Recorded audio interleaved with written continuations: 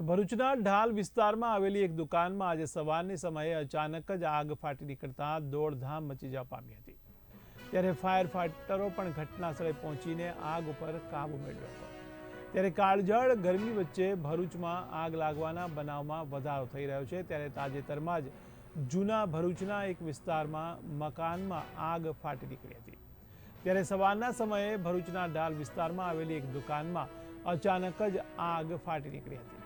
ત્યારે જોતજોતામાં આગે વિકરાળ સ્વરૂપ ધારણ કર્યું હતું, જેના પગલે દોડધામ મચી જવા પામી હતી। ત્યારે આ અંગેની જાણ ફાયર ફાઇટરને કરાતા ભરૂચ નગર સેવા સદનના ફાયર ફાઇટરો પણ ઘટના સ્થળે દોડી આવ્યા હતા અને પાણીનો મારો ચલાવી આગ ઉપર કાબુ મેળવ્યો હતો। ત્યારે સદનસીબે આ બનાવમાં કોઈ જાનહાનિ થઈ ન હતી, પરંતુ શોર્ટ સર્કિટને કારણે દુકાનમાં આગ ફાટી નીકળી હોવાનું પ્રાથમિક અનુમાન લગાવવામાં આવી રહ્યું છે।